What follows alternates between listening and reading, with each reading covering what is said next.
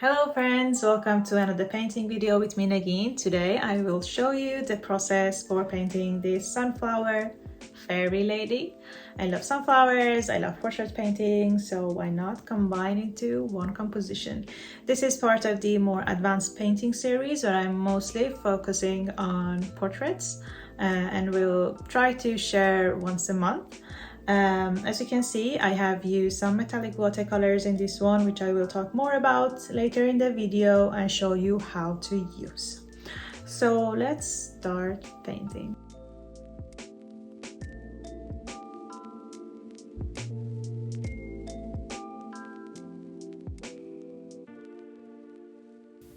As usual, I start by preparing my palette by spraying with some water and let it sit. And here I have a mop brush from Da Vinci and a brand new round brush from Raphael. As you can see, it's very stiff, so you need to put it in some water for a few minutes till the glue on the brush loosens up. Then it's ready for use. Now I'm trying to figure out a color combination for this skin tone. A lot of these colors I'm going to be using today are new. Just bought them from Daniel Smith, and I'm trying to figure out what would work best for this painting.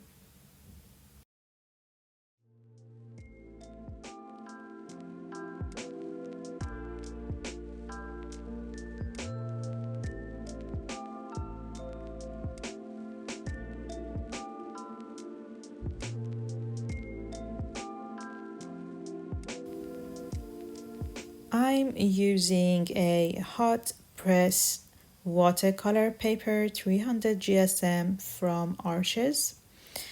It has a very smooth surface and is usually my go-to choice for portrait painting because I like to combine different mediums such as watercolors together with colored pencils.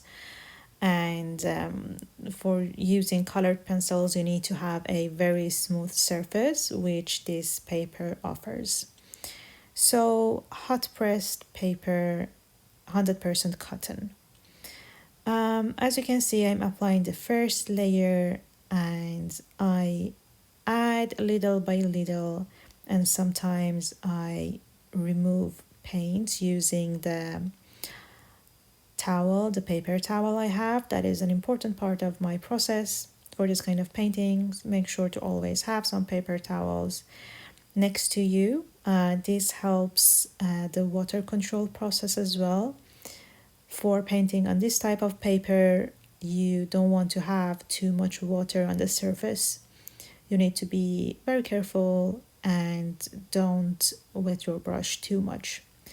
So whenever I feel like I have loaded my brush with too much water, I tap it on the paper towel to remove it.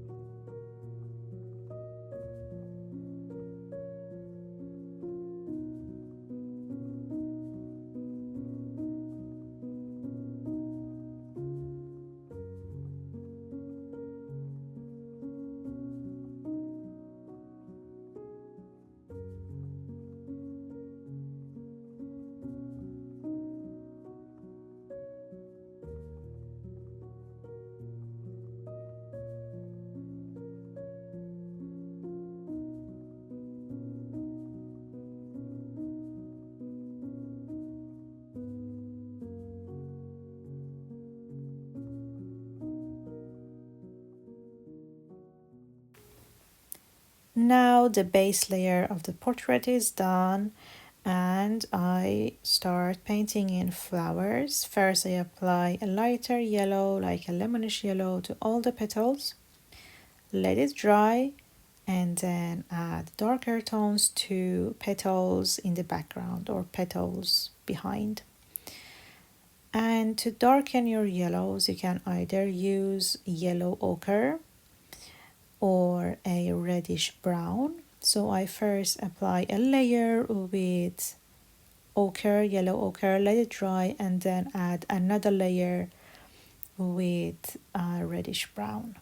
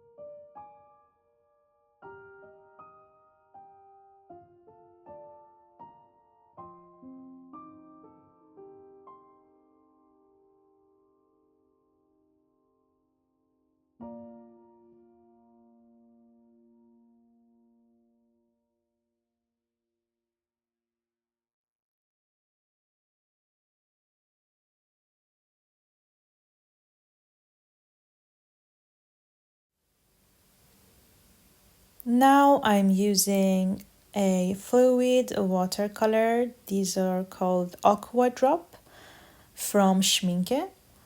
I was looking for some colored inks in my local shop, but they didn't have it, so they offered me this alternative instead, which was very interesting and fun to work with.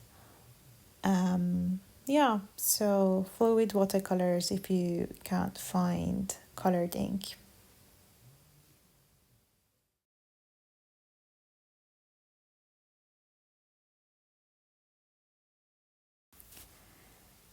So at this point, I realize I don't have enough contrast between the green leaves and the background, the blue background, and because of that, I'm adding some lighter outlines with a yellow gouache paint, also known as opaque watercolors. So this painting has an illustrative style. I have added outline to the petals and outline to the leaves, so it follows the same visual language. Here I have my metallic paints from Colors by Vita, a Swedish brand that I recently found. It's very satisfying to work with metallic paints. I love it. One thing you need to do first is to spray it with water, let it sit for 1 or 2 minutes to get this creamy consistency and then start painting. This is very important. I do the same with my regular watercolors as well. If you want to get a rich pigment, then it's good to let the paint sit with some water first.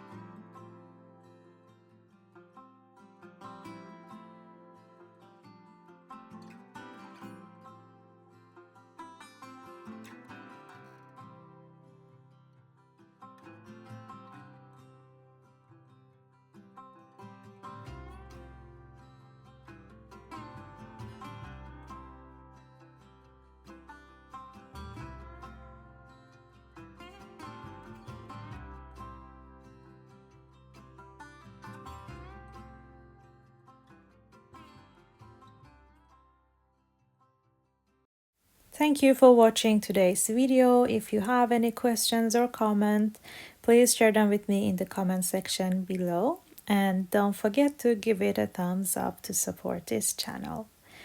Thank you for watching and see you in the next one.